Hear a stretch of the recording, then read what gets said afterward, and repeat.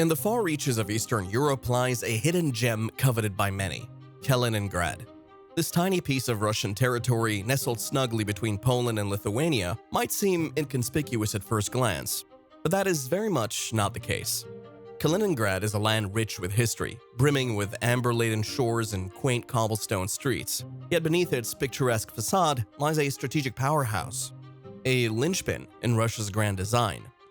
You see, losing Kaliningrad isn't just about forfeiting land, it's about surrendering a vital lifeline.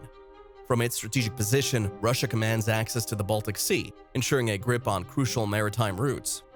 But that's not all. Kaliningrad boasts military might, housing Russia's Baltic fleet and serving as a bastion of defense against potential threats from the west. In today's video, we'll dive into the matter of why Russia can't afford to lose Kaliningrad. But before that, don't forget to like the video and subscribe to the channel for more updates. The Baltic seaport of Kaliningrad, situated as a separate exclave of the Russian Federation between Lithuania and Poland, has a long history as a fortified stronghold dating back to its establishment as Königsberg in 1255. In April 1945, during World War II, it was seized by the Soviet Union's Red Army from the Germans in one of the final battles in East Prussia. Post-war, the city was renamed Kaliningrad in honor of Soviet leader Mikhail Kalinin. According to the August 1945 Potsdam Agreement, Kaliningrad maintained its fortress-like character as a key outpost of the USSR's Baltic Military District and a forward base for the Soviet Union's Baltic Fleet starting from 1952.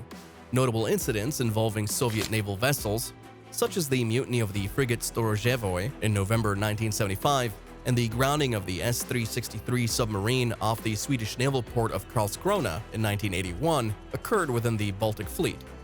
Following the collapse of the Soviet Union in 1990, Kaliningrad found itself surrounded by NATO members, including Poland and Lithuania, in what had once been a Cold War battleground turned into a NATO-dominated region.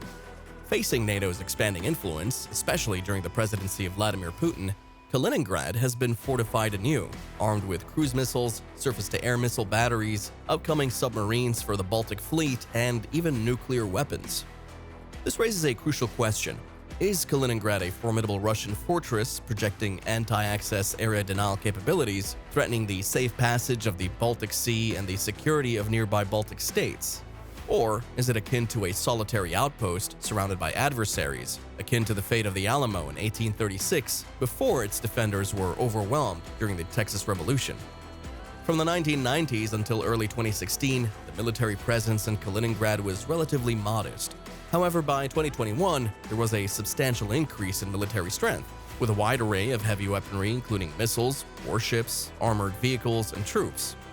The 11th Army Corps, comprising ground force units, boasted a nominal strength of 12,000 to 18,000 troops, equipped with T-72 tanks, BTK armored personnel carriers, mobile rocket launchers, and artillery. Additionally, the mechanized 336th Guards Naval Infantry Brigade, stationed in the Kaliningrad Oblast, was equipped with BTR armored personnel carriers with at least one battalion capable of air assault. The Air Force in the region consisted of 4 squadrons equipped with a mix of Su-30SM, Su-24, and Su-27 aircraft, supported by a robust air and missile defense, including 4 battalions of the S-400 SAM system. In 2022, the Baltic Fleet included 52 surface warships, including 4 modern Sturgushey-class corvettes armed with cruise missiles, 1 Kilo-class submarine, and various support vessels. 2 Buyan-class corvettes in the fleet were equipped with Caliber land attack cruise missiles. On land, Kaliningrad was extensively armed with dozens of nuclear-capable Iskander SS-26 ballistic missiles, with a range of over 300 miles, and the Bastion P missile system featuring Onyx P-800 missiles with a range of 75 to 210 nautical miles. A map from a 2021 Center for Naval Analyses report on Russia's Western Military District illustrates the depth of military buildup in the region. Just like other parts of the Russian armed forces, the ongoing Russia-Ukraine conflict has impacted units stationed in Kaliningrad. To compensate for losses suffered during the invasion, Russia has mobilized troops from different regions. According to some U.S. sources, the 11th Army Corps was relocated to Ukraine in spring 2022 and faced significant casualties during combat near Kharkiv in August and September. Reports also suggest that a battalion from the 336th Guards Naval Infantry Brigade was deployed to Ukraine. Despite the depletion of ground forces, Kaliningrad's air, naval, and missile capabilities remain largely intact. In February 2023, Dutch F-35s intercepted Russian combat aircraft from Kaliningrad near Poland and escorted them out of Polish airspace. In April 2023, German and UK Typhoon fighters intercepted Russian combat aircraft over the Baltics. The Baltic Fleet of Russia has continued conducting exercises as evidenced by events late last year. Russia's 2022 maritime doctrine indicates a continued focus on gray zone warfare, likely encompassing the Baltic region.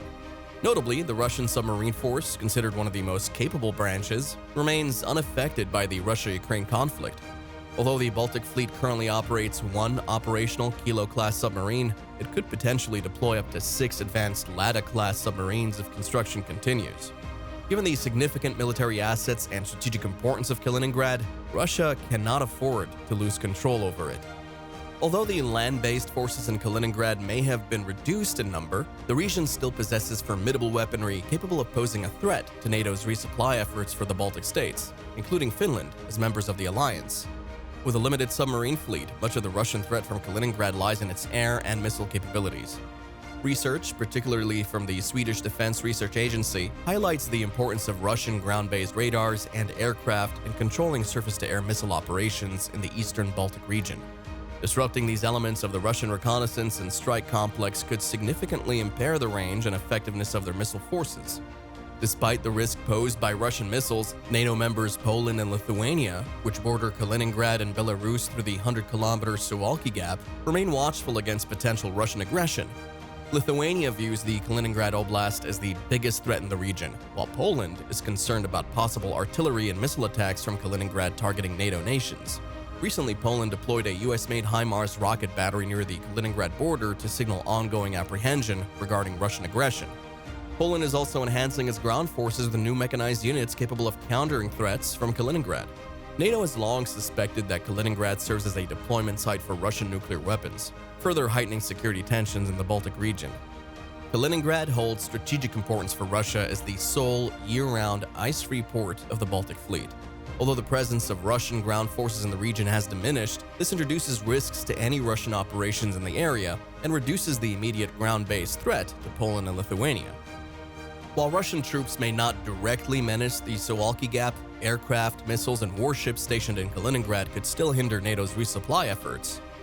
Despite being well-armed, Kaliningrad finds itself surrounded by NATO territory, similar to how West Berlin was encircled by Soviet forces during the Cold War. However, the potential use of nuclear weapons by Russia in defense of Kaliningrad may deter significant Western action against the region. Undoubtedly, NATO will continue to monitor Kaliningrad closely and develop strategies to mitigate its impact on the broader Baltic region. There is speculation that China could potentially assist Russia in the Kaliningrad conflict. While Beijing may not provide direct assistance, it could employ tactics to divert the attention of Western powers, possibly by using the Korean Peninsula as a smokescreen. The situation in the Korean Peninsula, where Kim Jong-un's regime remains unpredictable, could serve as a distraction, with potential missile launches compelling Japan and South Korea to remain vigilant. This geopolitical maneuvering coincides with the upcoming American elections, adding complexity to the situation. Already there's pressure from Congress on President Biden not to provide military assistance to Ukraine, setting the stage for an intriguing development in global politics.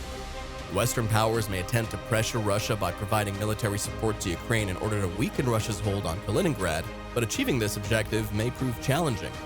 Moreover, the United States' attention has been diverted due to the ongoing conflict between Israel and Hamas.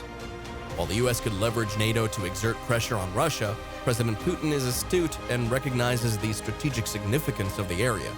The upcoming months and the first quarter of 2024 are expected to be pivotal, potentially shaping the course of the conflict in a manner that could have profound implications for centuries to come.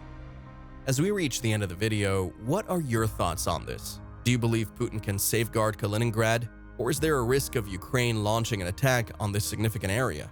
Please share your thoughts in the comments. If you liked the video, don't forget to subscribe to the channel and also watch our other video about why China wants Russia to lose the Ukraine war.